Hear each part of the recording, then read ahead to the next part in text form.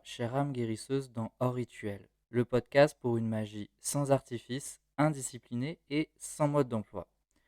Aujourd'hui, dans ce nouvel épisode, épisode 5, j'avais envie d'aborder le sujet des clichés en spiritualité. Parce que depuis tout ce temps que je chemine dans les milieux du dev perso, de la spiritualité, de l'énergétique et l'ésotérisme, je peux vous dire que des clichés, j'en vois beaucoup. J'en vois aussi bien du côté des personnes qui sont dans ces milieux-là que des personnes qui observent ces milieux-là depuis l'extérieur. Pourquoi j'avais envie de vous parler de ça aujourd'hui dans cet épisode de Hors Rituel, c'est que pour moi, je ressens un énorme malaise du fait de tous ces clichés, un malaise que moi-même je vis et un malaise que j'observe également chez des personnes qui sont dans les milieux spirituels ou des personnes qui aimeraient faire de la spiritualité, faire de l'ésotérisme, etc., mais qui osent pas justement à cause de ces clichés. Clairement, on m'a déjà dit, j'ai déjà entendu plusieurs personnes me dire: «Ah, je suis vachement intéressé par la spiritualité, par l'ésotérisme, l'énergétique, etc. Mais j'ai pas envie de l'être, j'ai pas envie de le devenir, j'ai pas envie de me lancer là-dedans parce que je crois que être spirituel, ça veut dire ceci ou ça veut dire cela, et j'ai pas envie d'être spirituel si ça veut dire qu'il faut devenir comme ceci ou comme cela.» Donc voilà, aujourd'hui j'avais envie un petit peu de dégrossir tout ça et j'avoue un petit peu me moquer parce que je trouve que quand même, dans ce milieu-là, dans lequel moi-même je suis, hein, c'est un petit peu comme si je parlais de ma propre famille, on a quand même des sacrés clichés et des sacrées caricatures, et je trouve que c'est important d'en parler, comme dans tout domaine, pour un petit peu dédramatiser et mettre un petit peu d'humour dans tout ça.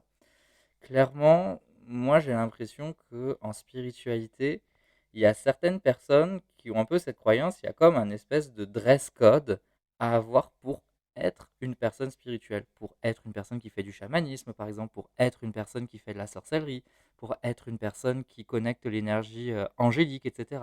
Je trouve qu'il y a certaines personnes qui vont adopter un langage, des comportements, peut-être pour se sentir légitime et paraître peut-être plus légitime. Moi, je dis souvent qu'il y a, pour certaines personnes, la croyance qu'il y a un package pour être spirituel. Je le vois beaucoup dans le chamanisme, par exemple, où il y a vraiment certaines personnes qui vont avoir la panoplie du parfait chaman. Ça va me déranger parce que ces personnes-là, elles vont se dire: ça y est, je fais du chamanisme.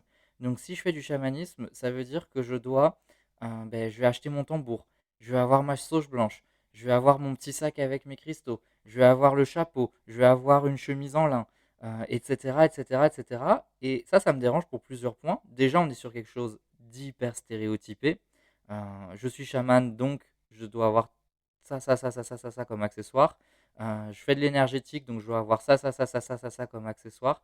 Je fais de l'ésotérisme, donc je dois avoir absolument ça, là en mode checklist de tous les outils à avoir. Donc je trouve que c'est hyper cliché. En général, du coup, les personnes, elles sont pas dans une réflexion et dans une conscience. C'est en mode, je crois que pour être spirituel, il faut que j'achète ceci ou cela. Donc, on n'est pas dans quelque chose qui est fait avec le cœur, qui est fait avec l'intention. Donc ça, vous savez que ça m'énerve quand on suit des listes toutes faites ou des protocoles tout faits, hein. Et dans Hors Rituel, on est sur une magie, comme je vous ai dit, indisciplinée et sans mode d'emploi. Donc ça, voilà, ça va me saouler, clairement. Ça va me déranger aussi parce que je trouve qu'il y a un côté consumérisme de ouf. Les personnes, elles vont se mettre à acheter plein de trucs pour penser que, du coup, comme elles ont acheté tous ces objets, elles sont chamanes, elles sont sorciers ou sorcières, alors qu'il n'y a pas besoin de toutes ces possessions matérielles, entre guillemets. Et là, je me rends compte qu'en disant ça, je suis moi-même un cliché spirituel, on en reparlera. Et ensuite, ce qui va me déranger aussi, c'est qu'encore une fois, il peut y avoir une tendance à l'appropriation culturelle avec ça. On le voit beaucoup dans le chamanisme, c'est-à-dire, je ne sais même pas d'où ça vient, mais vite, je vais m'acheter ma sauge des Amérindiens, je vais m'acheter mon agua florida d'Amérique latine, etc., sans même chercher à comprendre d'où ça vient, pourquoi c'est là, est-ce qu'il n'y a pas autre chose à faire avec sa propre histoire, sa propre culture, etc. Donc pour tout ça, j'aime pas, clairement, ces clichés-là de dress code spirituel, de on prend toute la panoplie. Et en plus, ce qui va me déranger, c'est qu'il y a des personnes du coup qui vont vachement douter de leur spiritualité, alors qu'elles vont avoir une très belle spiritualité, elles vont vachement douter de leur puissance aussi au niveau énergétique, alors que c'est des personnes, elles sont badass d'un point de vue énergétique, elles sont badass en termes d'intuition, de médiumnité, elles vont être badass en termes de capacité de manifestation aussi avec des rituels, tout ça, elles ont plein de connaissances intuitives. Elles vont douter parce qu'elles vont se dire: ah ben, comme je corresponds pas à ces standards, comme je corresponds pas à ces clichés, comme je corresponds pas à ce package, cette panoplie spirituelle, ben ça veut peut-être dire que je suis pas spirituel. Donc ça aussi, je trouve que c'est dommage. Et ce que je trouve également dommage, c'est qu'on en devient tellement caricatural que ça devient une caricature sociale et que forcément toutes les personnes qui sont pas spirituelles, qui voient ça d'un point de vue extérieur, bah, elles vont commencer à diminuer notre légitimité parce qu'elles vont voir que le stéréotype. Et c'est comme ça qu'on en arrive d'ailleurs à des films, des séries, etc., qui se moquent entre guillemets de nous parce qu'on a des personnes bah, qui sont des vraies caricatures. Je fais une petite aparté. Là, actuellement, il y a Gourou qui est sorti au cinéma avec Pierre Ninet. Donc, on est plus sur le côté dev perso que dev spirituel. Euh, Clairement, ce que ce film nous montre, j'ai vu des extraits, je ne l'ai pas encore vu, je vais bientôt aller le voir. Je pense que ça sera le sujet du coup d'un épisode de podcast. Il y a des personnes qui sont vraiment comme ça, en fait. C'est ça qui est hallucinant, c'est que c'est même pas une caricature. Il y a des personnes qui sont vraiment comme ça. Mais le problème, c'est que tous les gens vont croire que dans ce milieu-là, tout le monde est comme ça. Il y a des gens comme ça, qui sont caricaturales, qui sont même toxiques, parce que je pense que c'est ça dont parle le film. Puis il y a des personnes qui sont beaucoup plus nuancées et équilibrées. J'espère que j'en fais partie, accessoirement. Donc voilà, ça c'était la petite parenthèse, on y reviendra, je pense, dans un épisode. Dans ce podcast, je voulais parler de quoi? Ben, je voulais parler tout simplement des clichés les plus répandus. Voilà, ça va être un petit peu un podcast listing. Désolé, c'est un petit peu saoulant peut-être pour certaines personnes, mais je trouvais important de les déconstruire et ben faut les prendre un par un pour pouvoir les déconstruire. C'est pas dans l'ordre de leur fréquence, c'est comme ça que ça m'est venu quand j'ai listé, hein, je vous cache pas que j'ai ma petite liste des clichés sous les yeux. Le premier qui m'est venu, c'est être spirituel ou être dans l'énergétique, etc. C'est être toujours calme, doux et éviter le conflit. L'autre parallèle, c'est être spirituel, c'est ne jamais être en colère.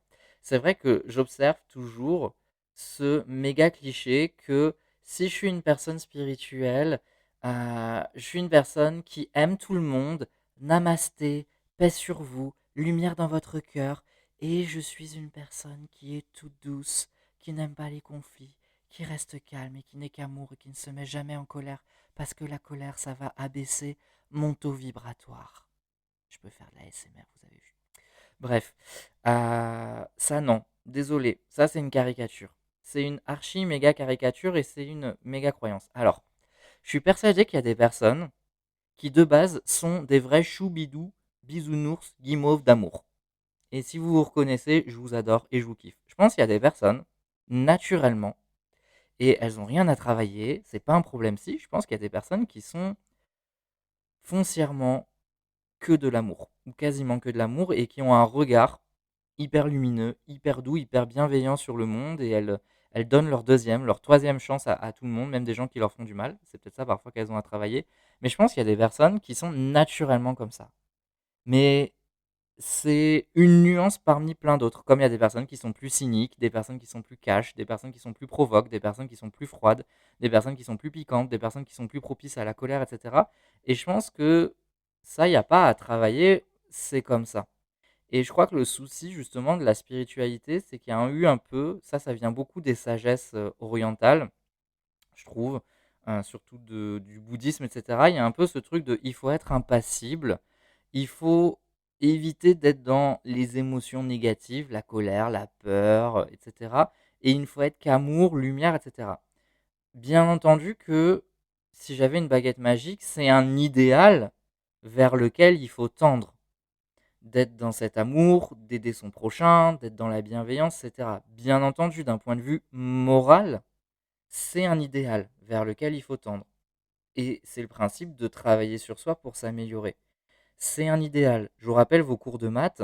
Quand on tend vers l'infini, quand une courbe tend vers l'infini, elle augmente en permanence, si c'est l'infini positif, mais elle n'atteindra jamais cette valeur. C'est ce qu'on appelle l'asymptote en mathématiques. Désolé pour les personnes qui étaient nulles en maths. Mais cette notion de je tends vers quelque chose, mais je l'atteins jamais, c'est hyper important à comprendre. Et du coup, faut se, faut se diminuer sa pression et se rappeler que vous êtes là pour faire de votre mieux, hein. C'est un des 4 accords Toltec. Alors, je déteste les personnes qui citent à tout va les 4 accords Toltec, mais je le fais dans ce podcast parce qu'il y a des choses intéressantes.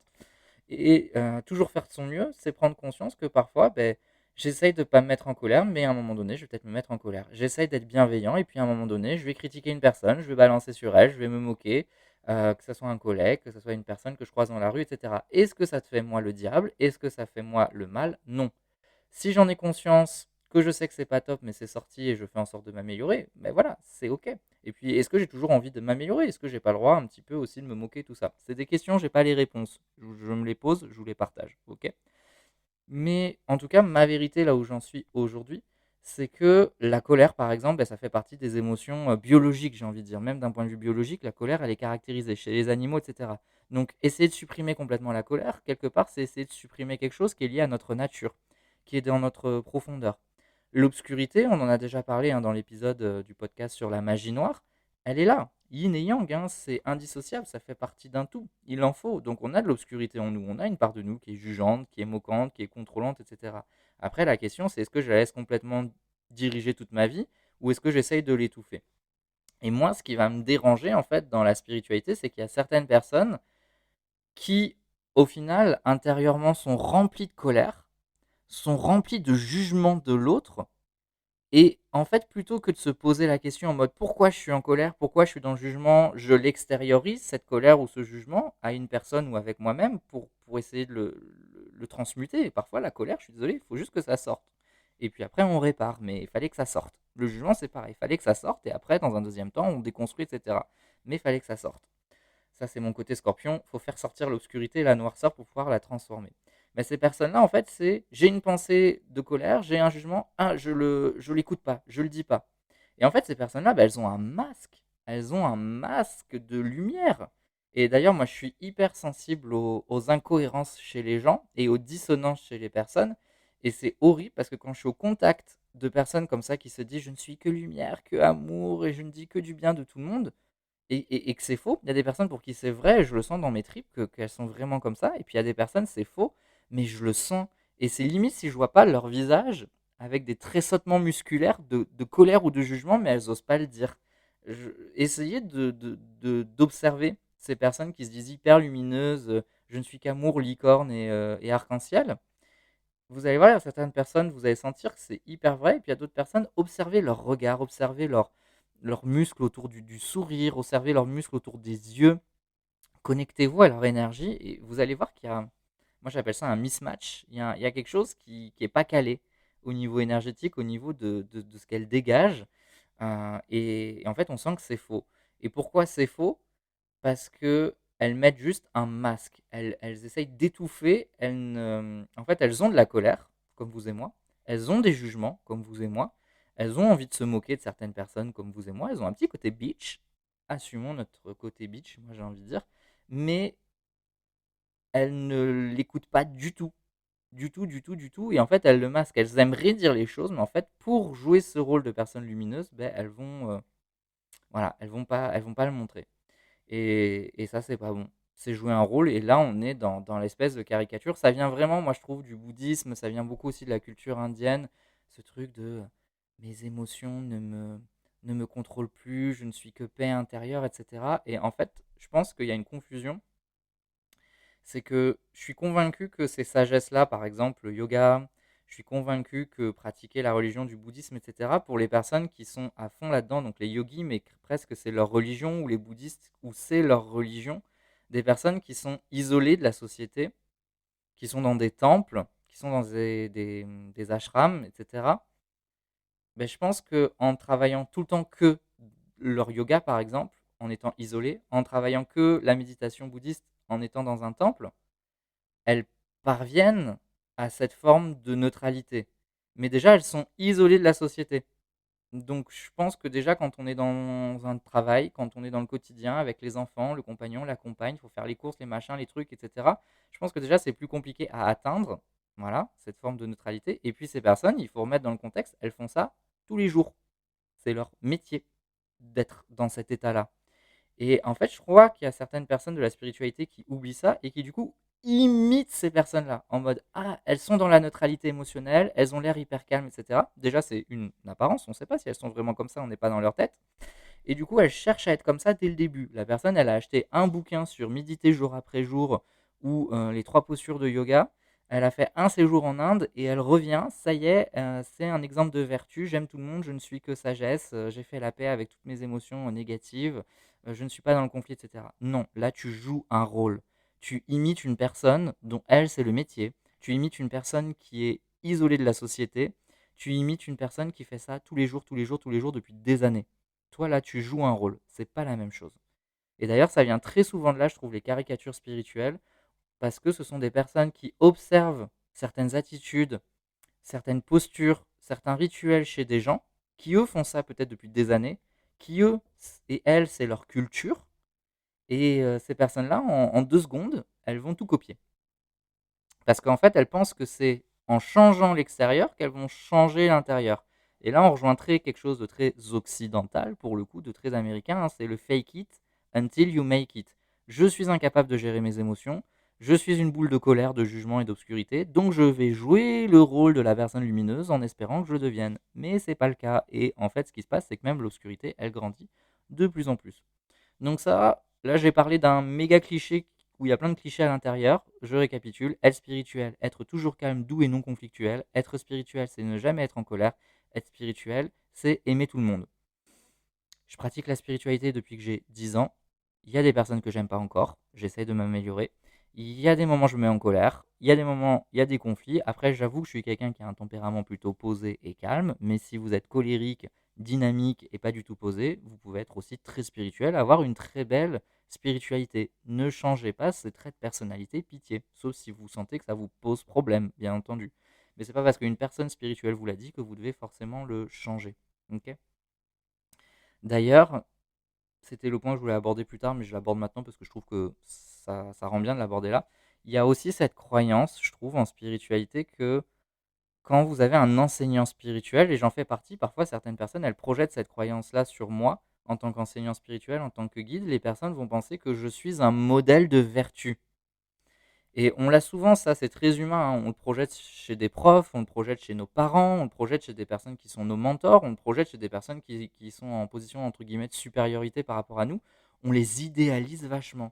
Et ça, je me rends compte qu'en spiritualité, vous idéalisez vachement parfois les personnes spirituelles, les enseignants, les guides, comme si on devait avoir zéro défaut, comme si on devait être, encore une fois, qu'amour, etc., qu'on n'a pas le droit d'avoir des failles, des faiblesses, qu'on n'a pas le droit de faire des coups de gueule. Moi, ça m'arrivait parfois de faire des coups de gueule sur Instagram et des personnes qui disaient: Ah, mais je pensais pas que tu te mettais en colère, attention à tes chakras et à ton taux vibratoire, patati patata. Mais foutez-nous la paix, en fait, quoi. On est des humains, on a des failles aussi et on a des moments de déséquilibre, des moments de perte de contrôle, des moments où on n'est plus nous-mêmes. Et je pense pas que le but de la spiritualité, ce soit d'éviter ça, en fait. Voilà, moi c'est ça aussi qui me dérange, c'est que je crois qu'il y a cette croyance pour certaines personnes que la spiritualité, c'est effacer toute once d'obscurité en nous. On la gardera jusqu'au bout, notre obscurité. Sinon, on se transforme en saint, en saint S-A-I-N-T, hein. On se transforme en maître ascensionné, je sais pas, on transitionne, on s'élève, quoi. Comme dans Stargate SG1, on devient des anciens, là, et on devient que lumière, je pense, à partir du moment où on n'a plus notre obscurité. C'est une évolution spirituelle, mais je pense qu'on n'est pas prêt de l'atteindre, hein, parce qu'on en a des grosses casseroles à tous et tout à nettoyer. Et je pense que être guide ou enseignant spirituel, c'est pas une question de j'ai réussi à plus transformer de choses que vous. Et ça, je pense que c'est hyper important de dégommer cette croyance-là et ce cliché-là. Être guide ou enseignant spirituel, c'est pas qu'on a réussi à plus être mieux que vous, d'un point de vue moral, d'un point de vue self-control, etc. Je pense que c'est juste une qualité innée et un élan tout simplement de vouloir enseigner. Voilà, je crois que c'est comme pour être prof, c'est un appel. Et, et bien sûr qu'après, il faut quand même avoir un minimum d'expérience, il faut quand même avoir un minimum de pédagogie, etc. Il y a un savoir-être, il y a un savoir-faire, il y a un socle de connaissances, mais en aucun cas ça veut dire qu'on est peut-être plus sage que vous, etc. Et je pense que c'est un appel. Et il y a un peu cette confusion. Et si vous changez ça, je pense que vous récupérez votre puissance face à vos coachs, vos thérapeutes, etc. Ils sont pas mieux que vous. Ce sont juste des personnes qui sont douées pour enseigner, pour accompagner et qui donc mettent au service leur expérience, etc. Mais une personne qui ne serait pas enseignante spirituelle parce qu'elle n'en a pas l'envie d'être enseignante, etc. Et je sais pas, je dis n'importe quoi, elle est pâtissière, cette personne, mais en fait, elle peut avoir une putain de sagesse, une magnifique connexion spirituelle, de magnifiques dons, être peut-être même plus lumineuse que moi, mais elle n'a pas envie, c'est pas son appel d'être une enseignante. Parce qu'elle est peut-être pas pédagogue, parce qu'elle est peut-être pas patiente, parce qu'elle aime peut-être pas s'exprimer, etc. Et je pense qu'il faut vraiment le voir comme ça. Vos enseignants, vos guides spirituels, les personnes qui ont écrit des bouquins sur la spiritualité, sur l'énergétique, sur l'ésotérisme, elles sont pas mieux que vous, elles sont pas plus pures, elles sont pas plus lumineuses, elles sont pas plus avancées. C'est juste que c'est leur chemin de partager ça. Ok? Il n'y a pas de hiérarchie de valeur à ce niveau-là, ni d'avancement dans un état d'amélioration spirituelle. Clairement pas. Et c'est pour ça qu'il y a des personnes qui ont écrit des bouquins de spiritualité, qui proposent des formations, etc. Le contenu va être très pertinent, mais les personnes, d'un point de vue humain, sont peut-être des vrais connasses ou des vrais connards. Et elles ont le droit, entre guillemets, dans leur vie perso. Parce que chacun s'accroît et chacun avance à son rythme. Mais pourtant, elles sont hyper douées dans ce qu'elles vont enseigner, dans ce qu'elles vont transmettre. Après, on est sur un autre degré de réflexion en termes de déontologie, de séparer l'individu, etc. Je ne rentrerai pas dans ces questionnements-là. Mais voilà, c'est ça que je voulais vous dire. Donc attention, vos enseignants spirituels, patati patata, sont pas plus évolués que vous, en fait. Autre cliché spirituel, être spirituel, c'est ne pas aimer l'argent, c'est pas aimer le pouvoir, c'est pas aimer l'ambition. Ça rejoint ce que je viens de vous dire. Souvent, vous avez tendance à idéaliser les guides spirituels en mode ah, mais ils sont désintéressés financièrement, ils aiment pas le pouvoir, ils aiment pas l'ambition, etc. Et le pouvoir, c'est kiffant quand même, hein, pour certaines personnes. J'en fais partie. J'en ai parlé dans le podcast sur la magie noire, d'ailleurs, du rapport au pouvoir. L'argent, je suis désolé, on est dans une société quand même où on en a besoin de l'argent, un certain minimum, et puis après on a le droit d'avoir des projets financiers. Certaines personnes, elles ont le droit de vouloir beaucoup d'argent parce qu'elles ont des idéaux de vie pour elles-mêmes, pour leurs proches, pour leur famille, de maison, de voyage, etc. Qui on est pour juger ça? Qui a dit que l'argent c'était le mal? Ah oui, la religion catholique, hein. Donc on est quand même très dans la pensée judéo-chrétienne, avec les 7 péchés capitaux, etc. Clairement, pour moi, on peut être spirituel et avoir de l'ambition, on peut être spirituel et aimer avoir du pouvoir, on peut être spirituel et aimer l'argent. Encore une fois, c'est pas l'argent le problème, c'est pas le pouvoir le problème, c'est pas l'ambition. Le problème, c'est ce qu'on en fait. Si je cours après l'argent et que je fais des choix où entre guillemets je renie à des parts de moi-même pour l'argent, là c'est pas top. Mais si c'est quelque chose qui est ok avec qui je suis, etc., ben why not quoi. Faut arrêter avec ce cliché de personnes spirituelles là, qui renonceraient à l'argent, au pouvoir et à l'ambition quoi. Pendant que vous renoncez à tout ça, il y a plein de personnes qui sont très contentes de se saisir de l'argent, du pouvoir et de l'ambition en fait, hein. Donc moi je trouve que ça c'est pareil, c'est complètement ok et vous avez le droit d'avoir envie d'avoir beaucoup d'argent et ça fait pas de vous quelqu'un de moins spirituel en fait. Et il n'y a pas de minimum de montant financier, ok? Si vous voulez vivre avec 3 000 euros par mois ou 2 000 euros par mois, c'est ok. Si vous voulez vivre avec 100 000 euros par mois ou 1 million par mois, je dis n'importe quoi, c'est ok aussi. Aussi. Il n'y a pas une personne qui est plus spirituelle parce qu'elle veut moins d'argent. Ça, faut arrêter. Vous n'allez pas avoir une médaille parce que vous n'avez pas trop demandé d'argent. Vous n'allez pas avoir une médaille parce que vous n'avez pas pris trop de pouvoir et vous n'allez pas avoir une médaille parce que vous avez très peu d'ambition, hein. Ça, faut arrêter avec ça. Assumer, tout simplement. Et c'est neutre. Le pouvoir, c'est neutre. L'ambition, c'est neutre. L'argent, c'est neutre. Ce sont après vos blessures, vos failles qui s'en saisissent et qui transforment ça parfois en, en souffrance ou en déséquilibre. Ok. Dans la même série, être spirituel, c'est manger bio, faire du yoga, méditer tous les matins, etc. Je pense qu'il y a une confusion entre la spiritualité et l'hygiène de vie. Le yoga, manger bio, faire de la méditation, avoir toutes ces pratiques, on le sait maintenant, c'est des choses qui permettent d'être bien en termes de santé physique. Et idéalement, qui sont importantes de mettre en place, de manger bien, au mieux bio, parce que, il y a pas les pesticides, parce qu'on respecte la nature, et cetera. C'est du bon sens. C'est pour ça que d'ailleurs ça m'énerve ça en politique quand il y a des personnes qui critiquent ça, c'est du bon sens de respecter son corps et de respecter la nature. C'est pas toujours faisable. C'est pas toujours faisable par manque de temps, par manque de moyens, et cetera. Encore une fois, c'est un idéal à essayer d'atteindre. Ça, c'est mes convictions.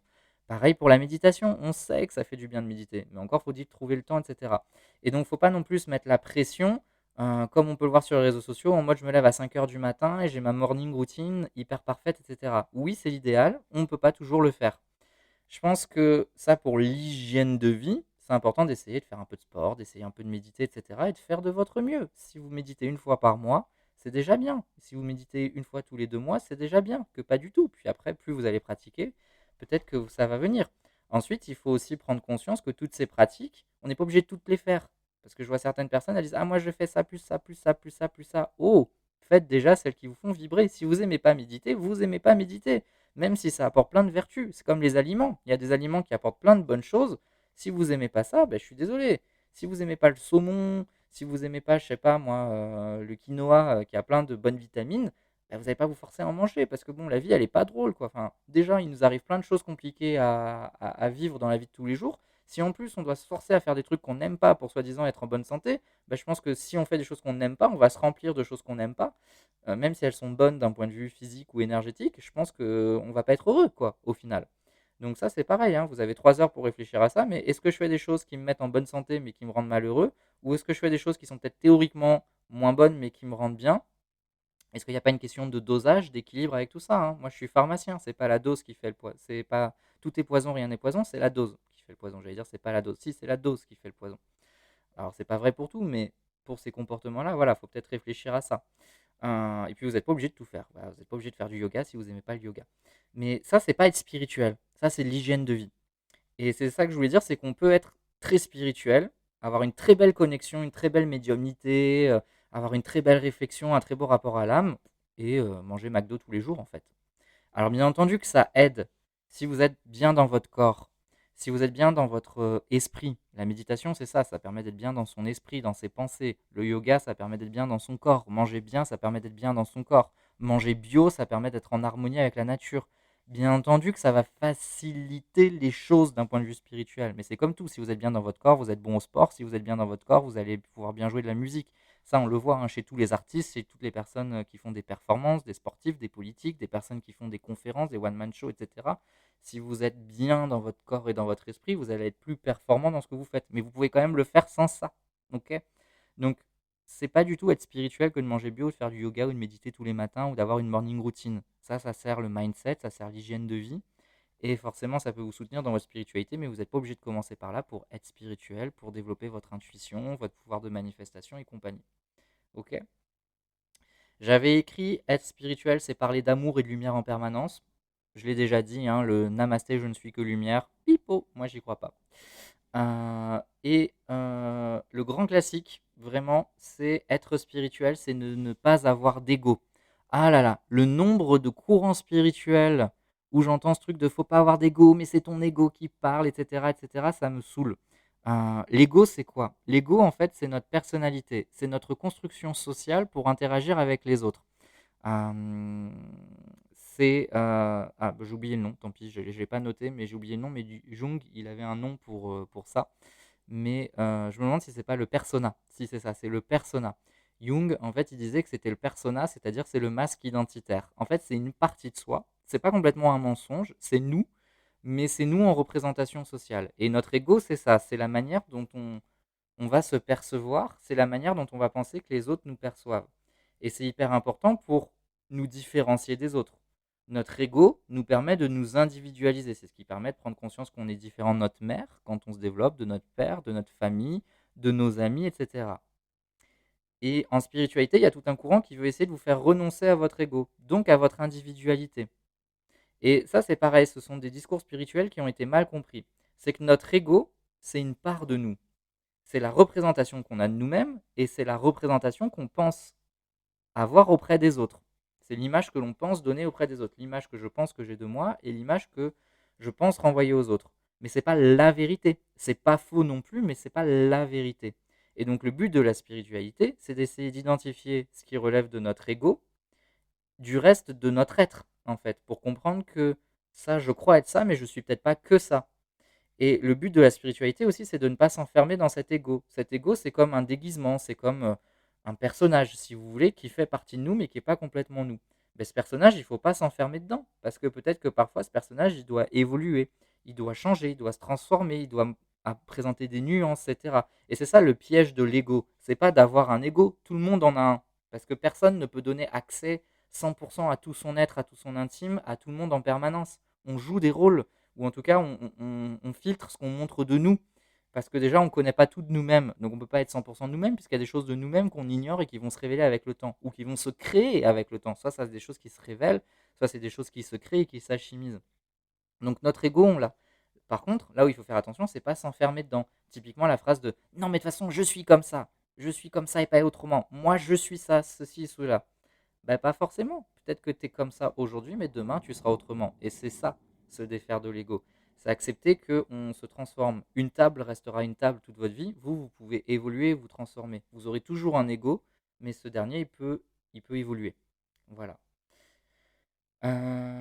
Qu'est-ce que j'avais noté également comme cliché?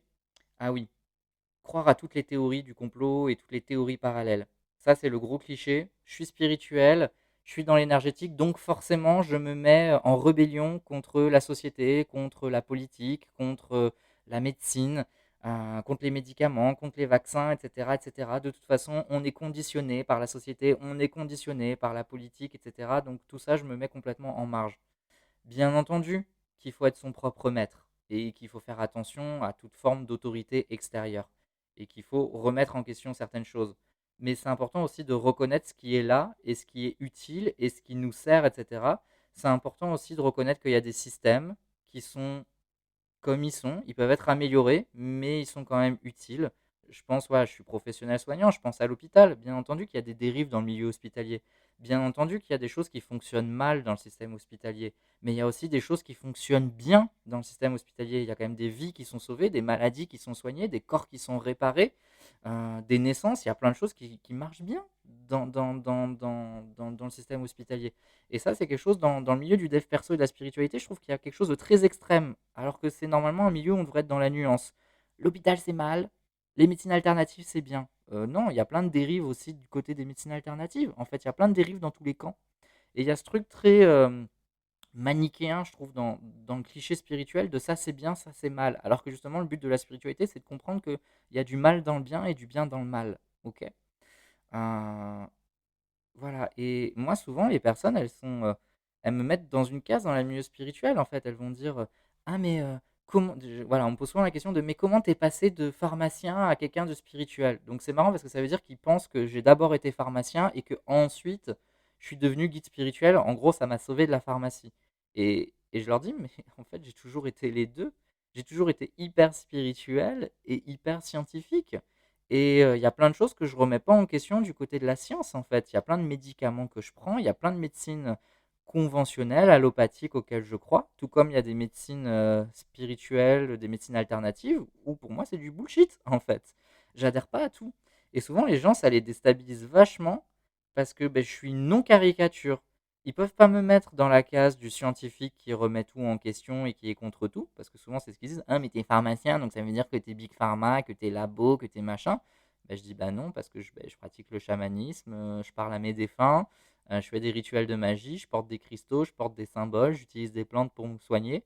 Et inversement, ils vont dire, ah t'es à fond dans la spiritualité, donc t'as entendu parler de ceci ou de cela. Et là, je vais dire, ouais, j'en ai entendu parler, mais personnellement, j'y crois pas. Personnellement, il y a plein d'études qui montrent que ça marche pas et que c'est du charlatanisme.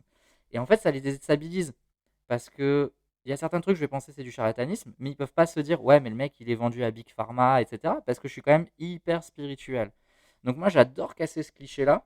Je suis pas du tout dans le packaging justement spirituel, en mode je suis spirituel, je suis ésotérique, donc je fais que manger bio, je vais plus à l'hôpital, je ne me fais pas vacciner, je ne prends pas de médicaments. Je suis vacciné, je prends des médicaments, pas tous, je fais attention à certains trucs. Il y a certains trucs au niveau spirituel ou énergétique auxquels je ne crois pas, ou je pense que c'est du bullshit, parce que ça a été démontré de maintes et maintes fois d'un point de vue scientifique. Vous y perdez juste de l'argent et vous faites manipuler. Voilà, il y a plein de trucs que je trouve dangereux dans le milieu spirituel. Il y a plein de pratiques spirituelles où il y a des gens qui sont malsains, etc. Comme il y a des toubibs qui sont dans la prise de pouvoir, ben, je suis désolé, il y a des profs de yoga, il y a des sophrologues, il y a des praticiens Reiki, il y a des médiums qui sont aussi dans la prise de pouvoir et qui vous font de la merde et qui vous font du mal, hein. Je pense que ça, c'est important de le dire, en fait. Voilà, ça, je crois que c'est aussi un des clichés que je voulais un petit peu dégommer. Bon, je vois que le temps file. Juste, je voulais revenir un petit peu sur cette question bah, de pourquoi ces clichés, ces caricatures, elles existent. Parce que c'est vrai que c'est là. Et c'est pas que dans le domaine de la spiritualité. Je pense que des clichés, quelque part, ça rassure toujours.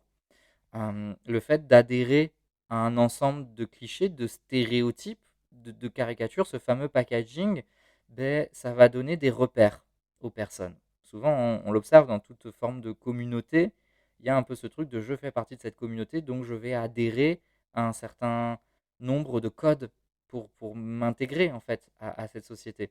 C'est des repères. Et la spiritualité, c'est quelque chose d'hyper complexe. Le domaine spirituel, d'ailleurs, le mot spirituel, c'est fourre-tout, hein, on l'avait vu, spiritualité, énergétique, ésotérisme, etc., c'est fourre-tout. Et les gens ont besoin de repères. Les clichés, au final, ce sont des repères. Euh, Ça permet également de se confronter à une expérience intérieure qui peut être très confrontante. En spiritualité, il y a plein de choses qui remontent quand on la fait correctement à l'intérieur de soi. Ça, c'est hyper confrontant. Et ces clichés, ils évitent parfois la confrontation. J'ai plein d'obscurité en moi. Pour éviter de rencontrer cette obscurité, qui est souvent associée à de la souffrance, je vais me mettre un masque de lumière. Au final, c'est plus simple d'imiter une posture que de vivre vraiment quelque chose de profond et d'intérieur. C'est plus simple d'adopter la panoplie du parfait chaman que peut-être de faire un voyage chamanique de manière très simple, mais qui va être hyper confrontant et hyper violent, alors qu'au final, j'ai juste écouté du tambour en fermant les yeux. C'est moins classe que de raconter que j'ai pris l'ayahuasca en pleine forêt amazonienne et que on m'a offert mon tambour de chaman, etc., etc. D'ailleurs, en parlant de chamanisme, je voulais juste te dire ça. Dans cette histoire de attention, les guides spirituels sont des humains comme nous. Le chamanisme, je trouve, est très à propos sur ce sujet-là. Il y a beaucoup de personnes qui pensent que les chamans sont des maîtres de sagesse et de vertu. Le chamanisme, c'est un terme générique pour désigner toutes les pratiques de reliance spirituelle, énergétique, etc. Sur le monde. Et en fait, c'est un terme qui a été inventé par les anthropologues, hein, pour désigner, c'est un mot qui existe, mais qui a été repris pour désigner ces pratiques-là. Le chamanisme qui est pratiqué en forêt amazonienne, par exemple, par les chamans de la forêt amazonienne, au Pérou, au Brésil, etc., c'est un chamanisme pour survivre.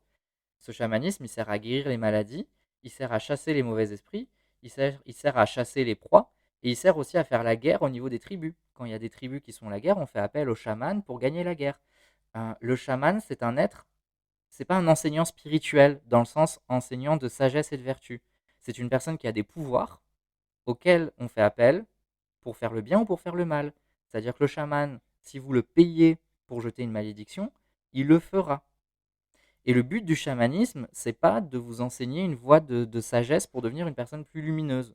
Le chamanisme, c'est vous reconnecter à votre pouvoir. Après, vous en faites ce que vous voulez de ce pouvoir.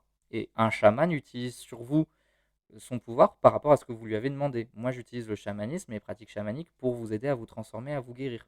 Ok. Mais attention à ça, parce qu'il y a plein de personnes, entre guillemets, qui déchantent, et il y a des histoires horribles, hein, de tourisme chamanique, où on va en Amérique latine faire du chamanisme, où le chaman, il abuse des personnes, il les viole, il les manipule, etc. Encore une fois, je suis pas en train de dire que du coup, bien fait pour eux, mais c'est que le chaman, c'est pas une personne qui travaille sur elle. Elle travaille pas sur elle d'un point de vue psychologique. Elle travaille pas sur elle d'un point de vue amélioration. D'un point de vue culturel, le chaman, c'est juste une personne qui a du pouvoir et qu'on paye pour utiliser. Et dans d'autres tribus, ça va être le guérisseur, ça va être le machin, la machine, etc. Ok. Donc arrêtez de fantasmer, s'il vous plaît, sur toutes ces personnes qui sont dans la spiritualité, etc., en mode ce sont des modèles de vertu. Pas forcément. Et dans le chamanisme, clairement, gardez ça à l'esprit. Et d'ailleurs, moi, j'appelle ça un peu l'ego spirituel, pour le coup. Lui, il est pas bon. C'est ce truc de sous prétexte que je suis spirituel, je vais être une personne supérieure, je vais être une personne mieux, et je chope toutes ces attitudes pour avoir ce sentiment en fait de supériorité au monde. Voilà, il y a un peu une supériorité morale parce que je suis spirituel. Ok. Le danger avec tout ça et pourquoi je voulais faire ce podcast aussi, c'est parce que justement vous allez peut-être vous faire avoir avec ces personnes qui ont ce masque et qui ont ces clichés spirituels, mais aussi parce que peut-être vous allez vous auto-censurer dans le domaine de la spiritualité, de l'ésotérisme et de l'énergétique. J'observe qu'il y a beaucoup de personnes qui vont pas oser dire ce qu'elles pensent, qui vont pas oser assumer leurs ressentis, qui vont pas assumer qui elles sont, parce qu'elles vont avoir peur de ne pas être cohérentes d'un point de vue spirituel. Oh, vous avez votre place dans le milieu spirituel, peu importe comment vous êtes, ok? Je sais pas, mais vous êtes hyper colérique, vous avez votre place dans le milieu spirituel. Vous adorez le sexe, vous avez votre place dans le milieu spirituel. Vous adorez manger McDo, vous avez votre place dans le milieu spirituel. Vous jouez aux jeux vidéo, vous avez votre place dans le milieu spirituel. Et vous pouvez même être guide, enseignant spirituel, médium, praticien Reiki, ce que vous voulez, sans changer ça, ok? Sans changer vos goûts, sans changer vos passions, sans changer votre personnalité, votre trait de caractère, du moment que ça ne vous pose pas de problème en fait en soi, ok? Et moi, c'est ça qui m'énerve, c'est que j'observe qu'une partie de la spiritualité et des personnes spirituelles forment un nouveau système de normes qui est parfois hyper rigide, voire plus rigide que le système qu'elles prétendent dépasser. En mode, je me suis libéré de la société, je me suis libéré de la politique, etc. Et à côté de ça, elles vont proposer quelque chose qui est hyper rigide, hyper normé, hyper stéréotypé, hyper cliché et qui enferme au final les personnes dans une nouvelle identité. Donc elles sont peut-être passées dans la cinquième dimension, mais je trouve qu'elles sont toujours dans une forme de matrice en fait. Désolé de le dire, c'est une matrice qui est spirituelle, mais c'est quand même une matrice. Donc clairement, moi je refuse l'idée qu'il y a une bonne manière d'être spirituel. Vous le savez, je refuse les cases. Je refuse une spiritualité qui va être édulcorée, qui va être aseptisée, où on essaie de gommer toutes les aspérités, toute, euh, toute obscurité, une spiritualité qui est dans la performance. Et je le redis, vous pouvez être profondément spirituel, vous pouvez être profondément connecté, vous pouvez être profondément puissante au niveau énergétique, médiumnité, création de rituels, etc. Et aimer le luxe, aimer le sexe, aimer le pouvoir, aimer la réussite, aimer l'humour noir, aimer la confrontation, bref, aimer la matière, aimer la vie dans toutes ses facettes et dans tous ses aspects. Ça ne fait pas de vous quelqu'un de moins spirituel, de moins puissante, de moins lumineuse, etc. Ok? La spiritualité, c'est pas une identité. La spiritualité, c'est pas un personnage. La spiritualité, c'est pas un rôle social. C'est une relation à son âme, à soi-même, au monde. C'est une relation à ce qui évolue en nous. C'est une relation avec nos contradictions, nos paradoxes, nos oppositions. C'est tout ça. Ok? Donc, s'il vous plaît, prenez votre place dans la spiritualité, même si vous êtes geek, même si vous êtes complètement excentrique, même si vous êtes complètement noir, entre guillemets. Je sais pas, là, j'ai pas les mots. J'ai envie juste de vous faire ressentir que j'ai envie que vous preniez votre place, peu importe comme vous êtes, et arrêtez d'adhérer aux clichés spirituels, arrêtez d'idéaliser, s'il vous plaît, et surtout sortez de cette dualité, ça c'est bien, ça c'est mal, parce que c'est aussi le problème des personnes du coup qui dénoncent la spiritualité, c'est qu'elles se focalisent sur certains groupes de personnes en disant, mais vous voyez, c'est ça la spiritualité, c'est des nuls, etc. Alors que voilà, il y a plein de personnes qui vont dire, les gens spirituels, par exemple, ils sont contre la médecine, ils sont contre la science. Moi, je suis les deux. On peut être équilibré, on peut être nuancé, ok? On peut être spirituel, être dans l'ésotérisme sans être dans des codes, sans être dans des dogmes. Bref, soyez dans votre vérité personnelle. Et même là, vous avez le droit de n'être pas du tout d'accord avec tout ce que je viens de dire, même si ça me ferait chier. Mais voilà, ok. Je veux que vous réfléchissiez à tout ça et sortons des stéréotypes, sortons des caricatures, s'il vous plaît. Voilà, c'était Hugo Bienvenu. N'hésitez pas à me contacter, n'hésitez pas à commenter, n'hésitez pas à liker, n'hésitez pas à partager cet épisode pour qu'il rayonne le plus possible et permettre à plein de personnes de sortir des clichés, s'il vous plaît. À très bientôt. Ciao, ciao.